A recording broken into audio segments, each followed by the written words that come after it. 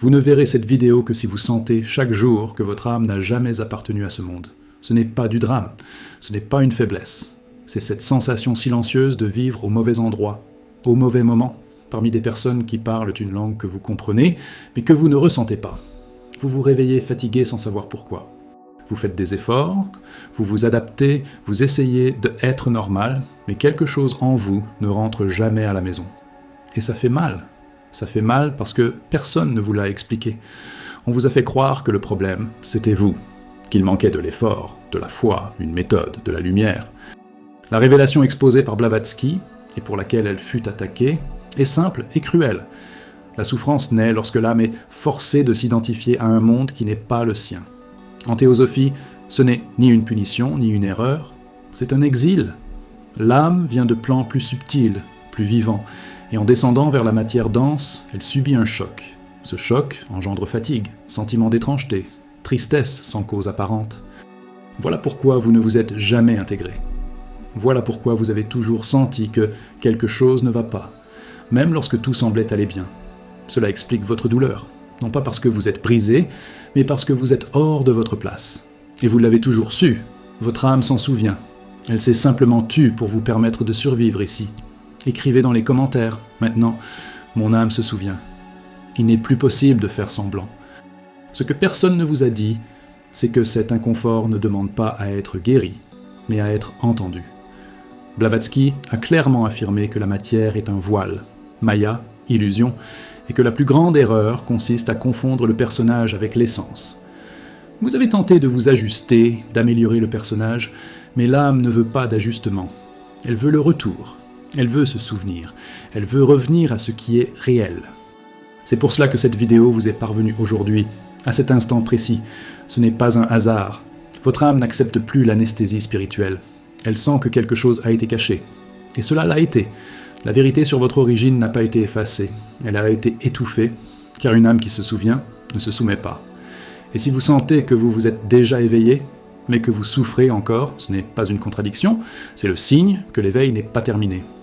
La fatigue augmente lorsque la mémoire commence à revenir. La question qui demeure ouverte est la suivante. Jusqu'à quand allez-vous tenter d'appartenir à un monde qui n'a jamais reconnu votre âme ? Et que se passe-t-il lorsque vous acceptez enfin qu'il est temps de se souvenir ? Vous avez toujours senti qu'il y avait quelque chose qui n'allait pas, mais pas en vous. Dans le décor, dans la toile de fond de la vie, comme si vous jouiez dans une pièce que vous n'avez pas choisie. Ce n'est pas de l'imagination. En théosophie, l'âme ne naît pas de la matière, elle y descend. Et toute descente a un coût. Le coût est l'oubli temporaire du foyer. Cet oubli fait mal. Pas comme une douleur physique, il fait mal comme une nostalgie sans nom. Un vide qu'aucune réussite ne comble. Vous essayez d'aimer, de produire, de vaincre, d'évoluer. Mais quelque chose en vous observe tout cela de l'extérieur, comme si ce n'était pas assez réel. Cela explique pourquoi vous vous lassez vite des choses de ce monde. Les conversations superficielles épuisent, les ambitions communes n'enthousiasment pas, les routines répétitives étouffent. Ce n'est pas de l'arrogance, c'est une incompatibilité de fréquence. L'âme sent quand l'environnement n'est pas le sien. Blavatsky enseignait que l'être humain n'est pas un corps qui possède une âme, c'est une âme qui utilise un corps. Lorsque vous inversez cela, la souffrance commence. Car vous mesurez alors votre existence selon des règles qui n'ont pas été faites pour vous. Voilà pourquoi vous vous exigez tant. Voilà pourquoi vous ressentez une culpabilité sans cause. La personnalité tente de fonctionner dans un système qui ne respecte pas la nature de l'âme. Et lorsqu'elle échoue, vous vous accusez. Mais l'échec n'est pas le vôtre. C'est celui d'un ajustement forcé.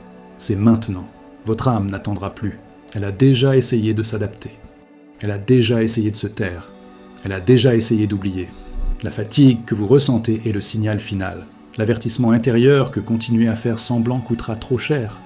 Avez-vous remarqué que plus vous avez tenté d'être spirituel, plus vous êtes devenu épuisé ?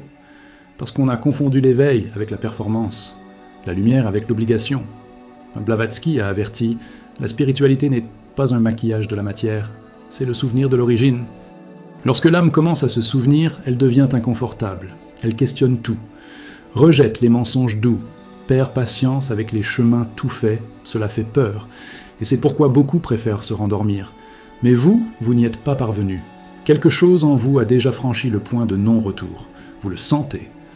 Même en tentant de vous distraire, quelque chose appelle à l'intérieur, ce n'est pas de l'anxiété, c'est la mémoire qui émerge. Ce monde exige une adaptation constante. L'âme exige la vérité, et lorsque ces deux forces entrent en collision, naît le conflit que vous vivez chaque jour.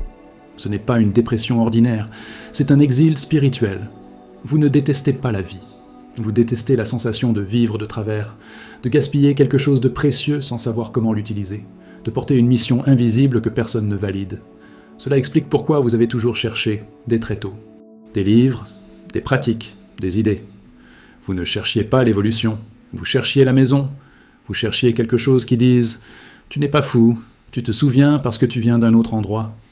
Dans la vision théosophique, l'âme traverse de longs cycles, des mondes différents, des niveaux distincts de densité. Celui-ci n'est pas le premier, et ce n'est pas le dernier, mais c'est l'un des plus lourds. Voilà pourquoi il fait plus mal. Et voilà pourquoi votre sensibilité est devenue un fardeau ici. Ce qui, sur d'autres plans, est clarté, devient ici excès. Ce qui est perception devient ici surcharge. Vous ressentez trop, vous captez trop, vous vous fatiguez trop. Il n'est plus possible de nier. Votre âme s'est déjà partiellement éveillée, et c'est l'étape la plus difficile, car vous ne dormez plus. Mais vous n'êtes pas encore totalement revenu. C'est là que beaucoup se perdent. Ils tentent de s'ajuster de nouveau. Tentent d'éteindre l'appel. Tentent de se convaincre que c'est une exagération. Mais l'âme ne désapprend pas ce qu'elle a commencé à se rappeler. Blavatsky a été réduite au silence parce qu'elle a montré cela sans l'adoucir. Parce qu'elle a dit que le monde matériel n'est pas le centre, mais la périphérie, et que vivre uniquement pour lui engendre l'aliénation de l'essence. Vous ressentez cette aliénation chaque jour, comme si vous étiez loin de vous-même. Comme si vous étiez en retard pour quelque chose d'important. Comme si vous aviez oublié un engagement ancien. Ce n'est pas maintenant que cela a commencé, c'est seulement maintenant qu'il est devenu impossible de l'ignorer. La pression intérieure augmente parce que le temps psychologique de l'âme est autre. Elle sait quand le moment est venu. Et il est venu. Pas demain, pas plus tard. Maintenant. L'appel ne demande pas de méthode, il demande la reconnaissance. Il vous demande d'arrêter de vous blâmer de ne pas appartenir. La question qui résonne n'est pas « que dois-je faire ?», mais « de quoi dois-je cesser de faire semblant ?» Car peut-être que la prochaine étape n'est pas d'avancer, mais de se souvenir d'où vous n'êtes jamais parti. Peut-être que ce qui fait le plus mal n'est pas le monde en lui-même, mais l'effort constant de faire semblant qu'il a du sens pour vous. Vous souriez, vous acquiescez, vous suivez des règles, vous acceptez des rythmes qui ne respectent pas votre âme. Et chaque fois que vous le faites, quelque chose en vous se rétracte, silencieusement, en se fatiguant. Vous avez appris à survivre ici, pas à vivre. Voilà pourquoi tout semble lourd. Chaque décision exige trop de force, chaque jour réclame trop d'énergie. Non pas parce que la vie est difficile, mais parce que vous vivez hors de votre axe réel. Blavatsky a montré que l'âme porte une mémoire, pas une mémoire mentale, mais une mémoire d'état. Un ancien ressenti de ce que signifiait exister sans cette densité. Lorsque cette mémoire touche la conscience, l'étrangeté naît. Vous regardez autour de vous et vous pensez « ce n'était pas tout ». Et ce ne l'est pas, ça ne l'a jamais été. Le problème, c'est qu'on vous a appris que remettre cela en question relevait de l'ingratitude, de la faiblesse ou de la fuite. On vous a fait taire ce savoir. Mais il n'est jamais parti. Il a simplement attendu que vous soyez assez fatigué pour l'entendre. Vous ressentez cette fatigue maintenant. Elle n'est pas seulement physique. C'est un poids dans l'existence, une lassitude que le repos ne résout pas. Parce que ce n'est pas le corps qui doit s'arrêter, c'est l'âme qui doit cesser de faire semblant. C'est pour cela que vous vous sentez déplacé dans les groupes, au travail, même dans les voies spirituelles communes. Ils parlent d'évolution, mais vous ressentez l'emprisonnement. Ils parlent de lumière, mais vous ressentez la pression. Quelque chose ne va pas là-dedans. En théosophie, c'est clair. Lorsque la spiritualité devient adaptation au monde, elle perd sa vérité. L'âme n'est pas venue pour mieux s'y intégrer. Elle est venue pour se souvenir de ce qu'elle est, même si cela fait mal. Et ça fait mal. Parce que se souvenir signifie perdre des illusions, perdre de fausses appartenances, perdre des récits confortables. Voilà pourquoi beaucoup préfèrent continuer à dormir. Mais vous n'y êtes pas parvenu. Vous avez essayé de revenir en arrière, vous avez tenté de vous distraire, vous avez essayé de vous convaincre que ce n'était qu'une phase. Mais plus vous essayez, plus le vide grandit. Parce que l'âme n'accepte plus l'anesthésie. Vous avez remarqué que rien d'extérieur ne résout cela.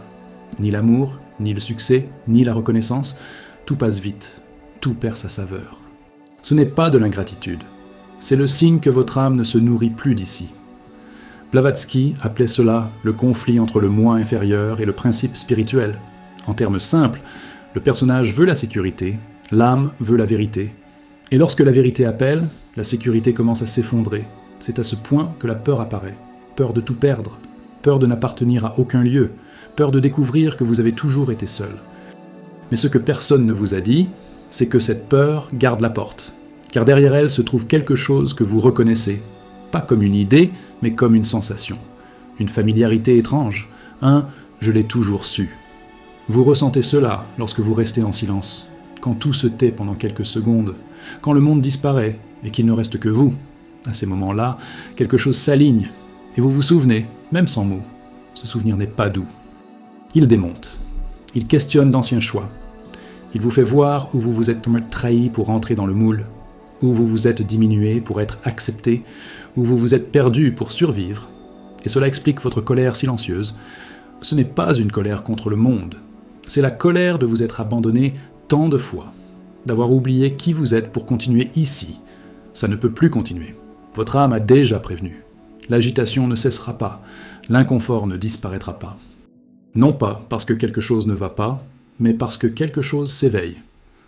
Blavatsky a été clair en affirmant que la plus grande erreur humaine est de confondre le transitoire avec le réel. Vous avez vécu trop longtemps dans cette confusion. Maintenant, le réel commence à appeler. Et lorsqu'il appelle, tout ce qui est faux commence à peser. Les personnes, les rôles, les attentes.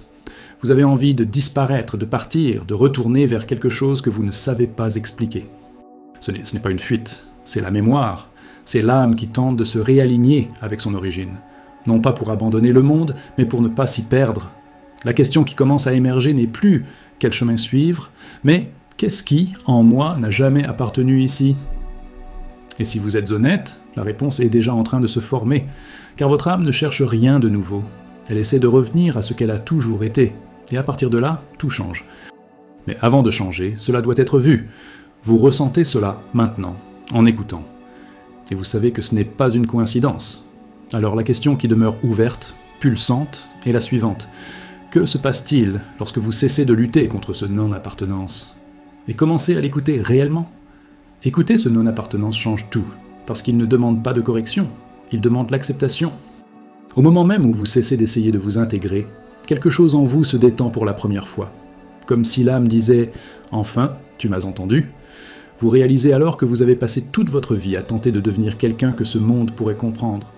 Vous avez ajusté votre langage, vos rêves, vos limites. Et chaque ajustement vous a coûté une part de vous. Voilà pourquoi la sensation d'être incomplet n'a jamais disparu. La théosophie enseigne que l'âme ne perd pas son origine. Elle la voile simplement. Ce voile n'est pas une punition, c'est une stratégie. Mais vient un moment où le voile pèse plus qu'il ne protège. Ce moment est maintenant. Voilà pourquoi vous ressentez une urgence sans savoir l'expliquer. Comme si vous étiez en retard pour quelque chose d'invisible, comme si chaque jour vécu en pilote automatique était une trahison silencieuse de votre essence. Vous ne devenez pas étrange, vous devenez vrai. Et la vérité, lorsqu'elle commence à émerger, crée des ruptures. Des personnes s'éloignent, les intérêts changent, l'ancienne vie commence à paraître lointaine, presque irréelle. Cela fait peur, parce que l'ego veut un sol ferme. Il veut une étiquette, il veut une appartenance immédiate. Mais l'âme accepte de traverser le vide, parce qu'elle y reconnaît quelque chose de familier, quelque chose d'ancien. Blavatsky a clairement montré que l'éveil n'est pas une illumination soudaine. C'est une désillusion progressive. Tout ce qui n'est pas réel commence à tomber, et ce qui reste paraît peu, jusqu'à ce que vous réalisiez que c'est l'essentiel. Vous ressentez la solitude parce que vous êtes entre les mondes. Vous n'appartenez déjà plus totalement ici, mais vous vous souvenez trop pour retourner dormir. C'est le point le plus délicat du chemin, et aussi le plus puissant. Rien en vous n'a besoin d'être réparé. Ce qui doit cesser, c'est d'être nié. Votre sensibilité n'est pas une faiblesse. Votre épuisement n'est pas de la paresse. Votre inconfort n'est pas une erreur. Ce sont des signes que l'âme reprend de l'espace, que quelque chose d'ancien remonte à la surface, que vous êtes plus proche de la vérité que vous ne l'imaginez. Et peut-être que la question la plus honnête qui reste maintenant n'est pas à propos du monde, mais à propos de vous. Qu'est-ce qui, en vous, a toujours su qu'il n'appartenait pas ici? Et que se passe-t-il lorsque vous permettez enfin que cela vienne à la lumière? Peut-être est-il clair maintenant pourquoi cette vidéo vous a trouvé. Ce n'était pas de la curiosité, ce n'était pas un algorithme, C'était une reconnaissance. Quelque chose en vous a entendu avant que l'esprit ne comprenne. Car lorsque l'âme se souvient, elle répond. Rien de ce que vous avez ressenti tout au long de votre vie n'a été aléatoire. L'inconfort, la fatigue, la sensation d'être déplacé, tout cela a toujours pointé vers la même vérité. Vous n'êtes pas brisé. Vous êtes hors de votre place. Et cela change tout. Lorsque vous acceptez cela, quelque chose se réorganise à l'intérieur. La culpabilité commence à tomber, l'auto-accusation perd de sa force. Vous cessez d'essayer de vous adapter à ce qui n'a jamais été le vôtre. Et pour la première fois, l'âme respire. Blavatsky n'a jamais cherché à consoler. Elle a révélé. Elle a montré que le monde matériel n'est pas le centre de l'existence, mais une couche dense que l'âme traverse, pas celle dont elle naît, et celui qui l'oublie souffre en tentant de transformer le passage en demeure. Vous n'avez pas besoin de fuir le monde. Vous devez cesser de vous y perdre. Vous devez vous souvenir de celui qui observe, de celui qui ressent, de celui qui ne s'est jamais intégré. Cette part de vous ne veut pas être meilleure ici. Elle veut être fidèle à sa propre origine. Le plus dangereux n'est pas de s'éveiller, c'est de faire semblant de ne pas s'être éveillé. C'est de retourner au sommeil après avoir senti la vérité toucher l'intérieur. L'âme n'oublie pas 2 fois. Elle presse, elle appelle, elle insiste. Si quelque chose en vous est silencieux maintenant, attentif, lourd et lucide à la fois, c'est un signe. Non d'une arrivée finale, mais d'un alignement initial. Le début du retour n'est pas un mouvement extérieur, c'est une reconnaissance intérieure. Et cette reconnaissance ouvre d'autres portes, d'autres mémoires, d'autres vérités qui ne peuvent plus être ignorées. Car lorsque l'âme se souvient d'où elle vient, elle commence à questionner tout ce qui l'a maintenue à distance.